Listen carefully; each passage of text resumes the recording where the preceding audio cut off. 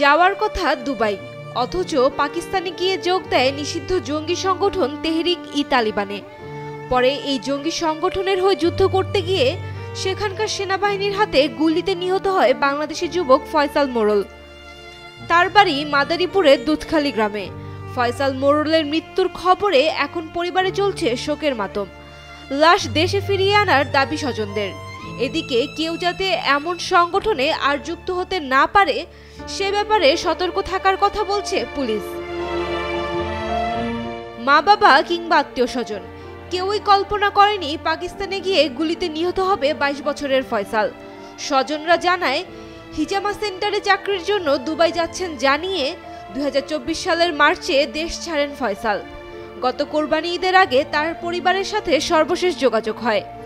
এরপর তার আর কোনো খোঁজ পায়নি পরিবার।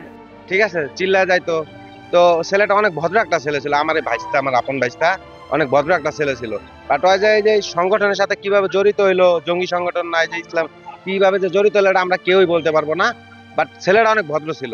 ওই যখন এই দুবাই গেছে আমরা শুনছি যে দুবাই, কিন্তু ওই যে পাকিস্তান না কোন মারা গেছে এটা সঠিক আমরা বলতে পারবো না। কিসের জন্য গেছে আর কে নিছে এগুলো আমরা কিছুই জানি না।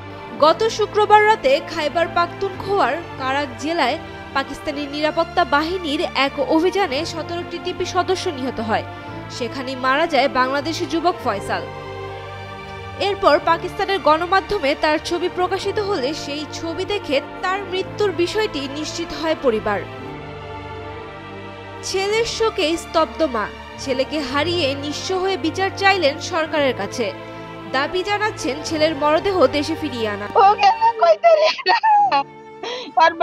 জানি না যেদিন যায় আমরা কেউ জানি না। তোর কথা হইতে 2 মাস আগে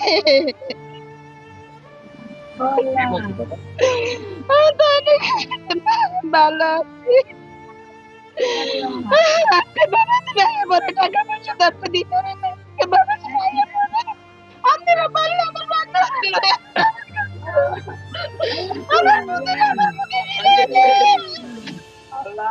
ফয়সালকে যারা তালেবান সংগঠনের সাথে জড়িয়েছে তাদের বিচার এবং লাশ বাংলাদেশে ফেরত আনার দাবি স্বজনদের।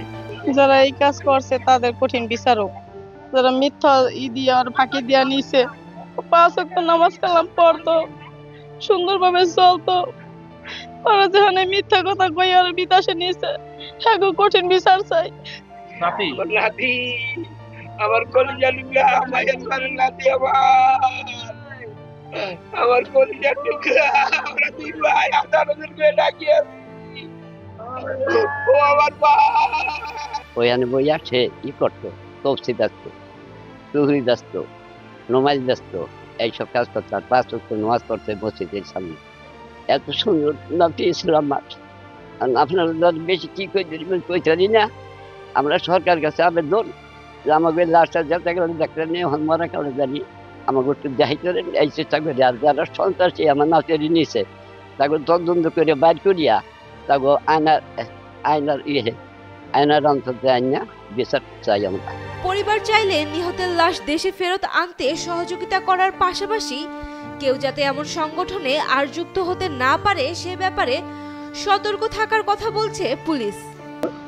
সে হচ্ছে আপনার পাকিস্তানে জঙ্গি হামলার জন্য উদ্দেশ্যে গিয়েছিল এবং সেখানে সশস্ত্র বাহিনীর সাথে যুদ্ধ করে শহীদ হয়েছে, মারা গেছে। তো আমি যারা ইয়াং জেনারেশন আছে এবং তাদের অভিভাবক যারা আছে তাদেরকে আমি অনুরোধ করব যে এই সমস্ত ধর্মীয় বিষয়গুলোতে যথাযথ ব্যবস্থা নেওয়ার জন্য এবং তাদের যারা ছেলে আছে তাদেরকে একটু মনিটরিং রাখার জন্য, যে আসলে তাদের জীবনযাপন সম্পর্কে তাদেরকে ব্রিফ করার জন্য। Sayema Akter, Daily Sun.